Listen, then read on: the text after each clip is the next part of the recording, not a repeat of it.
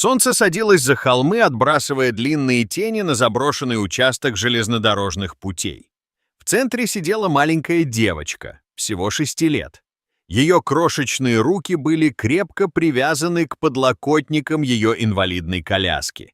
Ее широкие глаза были полны безмолвных слез. Ее ноги бесполезно болтались. Она не кричала. Она была слишком напугана, чтобы даже говорить. Она только смотрела вниз на пути, где далекий грохот приближающегося поезда становился громче, словно просыпался какой-то монстр. Всего в нескольких футах от нее стояла гладкая черная машина, отполированная и дорогая, совершенно неуместная на этом забытом участке земли. Ее водитель, мужчина с холодным взглядом в безупречном костюме, зажег сигару твердой рукой и без колебаний повернулся спиной к ребенку. Он не побежал, он не запаниковал, он просто ушел, исчезнув в деревьях, как будто он только что не оставил 6-летнюю девочку умирать.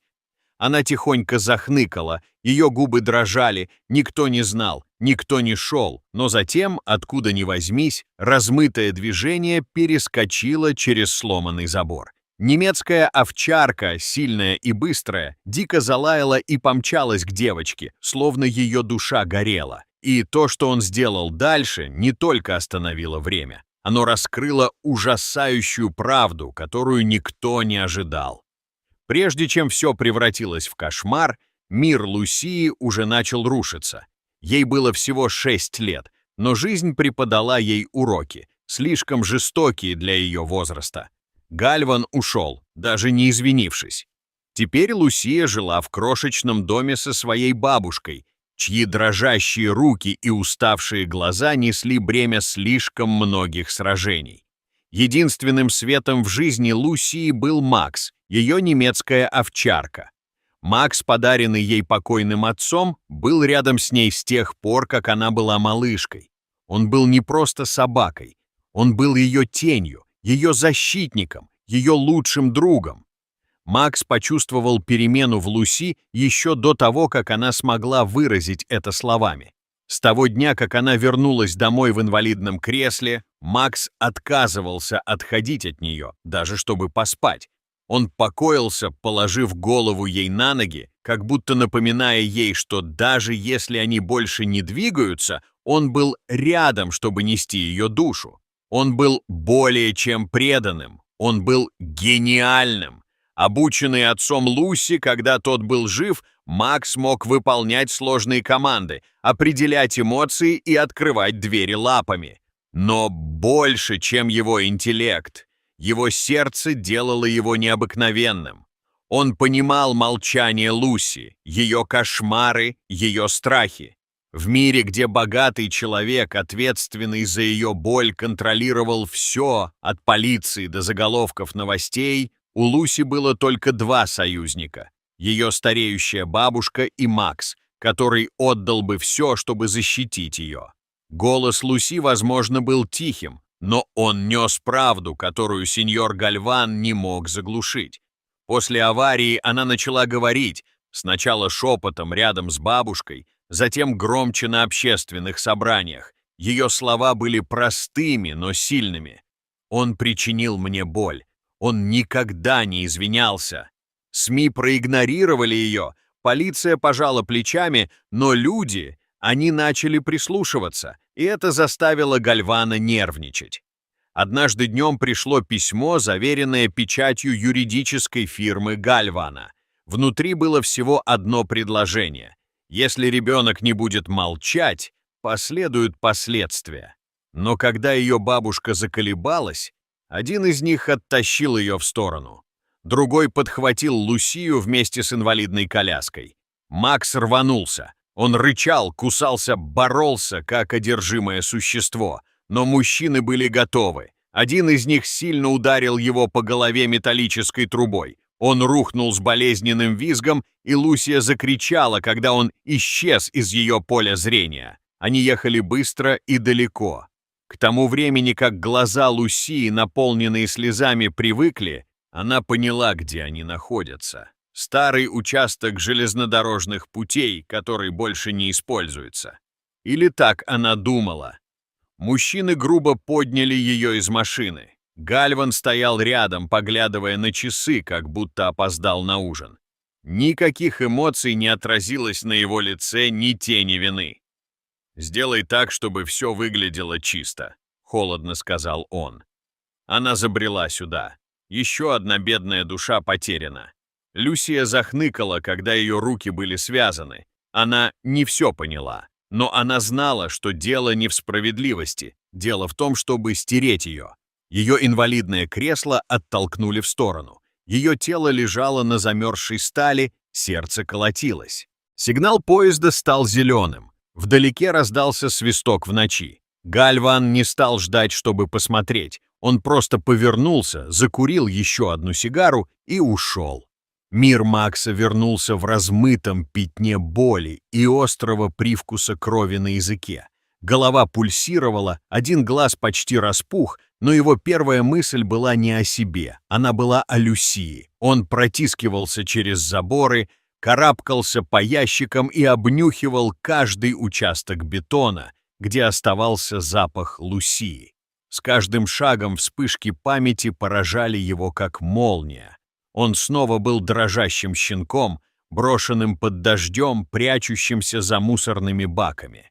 Затем появилась маленькая девочка с яркими глазами и пухлыми ручками, которая присела и прошептала: «Не бойся, я позабочусь о тебе». Люсия. Она завернула его в полотенце и отнесла домой. Кормила его объедками со своей тарелки. Спала рядом с ним, когда гром пугал его. Макс стряхнул воспоминания и двинулся вперед. Он достиг края промышленного района, когда ночь сгустилась. Там, далеко впереди, железнодорожные пути. Его уши навострились от далекого звука. Низкий грохочущий свист. Поезд. Макс рванулся вперед, скользя по грязи, не обращая внимания на острые камни, которые царапали его лапы. И тут он увидел ее, Люсию. Она лежала поперек путей, руки были крепко связаны, ее маленькое личико было бледным и заплаканным. Ее инвалидное кресло лежало отброшенным в сторону, как сломанная игрушка. «Макс!» — слабо закричала она, ее голос был едва слышен, а затем свет. Два луча прорезали темноту, когда поезд завернул за поворот. Макс взвыла и прыгнула на рельсы. Люсия всхлипнула, ее крошечные пальцы извивались на канатах. Звук металлических колес становился громче, приближался. Земля начала дрожать. Макс отчаянно кусал канаты. Первый не поддавался, он укусил снова, сильнее, рыча, когда его зубы впивались в толстые волокна. Один канат лопнул, затем другой. Поезд был в нескольких секундах от нас. Его гудок проревел, заглушив рыдание Люсии и рычание Макса. Сделав последний выпад, Макс вонзил зубы в последний узел и дернул. Люсия выкатилась как раз, когда поезд прогремел мимо, разминувшись с ней в нескольких дюймах. Ветер от его проноса отбросил Макса назад, и на мгновение все стихло, за исключением грохота колес, исчезающих в ночи. Макс, шатаясь, поднялся на ноги, кровь была в его мехе, дыхание было прерывистым. Люсия лежала на холодном граве, глядя на него. «Макс», — прошептала она. Он уткнулся в ее лицо, тихонько поскуливая, и она потянулась, чтобы обнять его за шею. Слезы впитывались в его мех. Она была жива. Он сделал это. Челюсти Макса сжались вокруг последней толстой веревки, и со всеми оставшимися у него силами он яростно повернул голову. Провод впился в его десны, но он не остановился. Никогда на него уставились широко раскрытые, полные ужаса глаза Люсии, никогда пронзительный гудок поезда пронзил ночь, словно последнее предупреждение. Щелчок. Рука Люсии освободилась. Она ахнула, вздрогнув от внезапной свободы, и дрожащей рукой распутала оставшиеся веревки на ногах и талии. Ее пальцы онемели, одеревенели, но двигались от желания выжить. А затем тишина. Поезд взвизгнул, когда его тормоза резко пришли в движение. Испуганное лицо машиниста было едва видно через стекло кабины, когда он дернул аварийный рычаг. Люсия лежала на гравии, ее грудь тяжело вздымалась, глаза были широко раскрыты от недоверия. Рядом с ней Макс рухнул. Его тело обмякло, бок неглубоко поднимался и опускался. Кровь спутывала его мех. Одна лапа слабо дернулась, затем остановилась. «Макс», — прошептала Лусия. Он не ответил. Она прижалась ближе, ее маленькие руки обхватили его шею, а из глаз хлынули слезы. «Макс, пожалуйста, не умирай, пожалуйста!» Всхлипывала она, ее маленькие пальцы дрожали на его мехе. «Ты спас меня, не покидай меня!» Мир вокруг нее погрузился в тишину, больше не было поезда, больше не было страха, только ритмичное биение ее сердца и тепло затихающего дыхания Макса. Ее крики эхом разнеслись по рельсам, грубые и чистые. Наконец машинист спрыгнул с остановившегося поезда и побежал к ним. Свет из кабины осветил сцену, маленькую девочку в разорванном платье, раненую собаку на руках и перекрученные веревки, все еще лежащие на рельсах. Макс не двинулся, но его глаза слегка приоткрылись. Достаточно, чтобы еще раз увидеть лицо Луси, она прижалась лбом к его лбу. «Ты мой герой», — прошептала она. И в этот момент время остановилось. Тяжесть момента была невыносимой. Он видел жестокость в глазах сеньора Гальвана и знал, что это не просто очередной несчастный случай.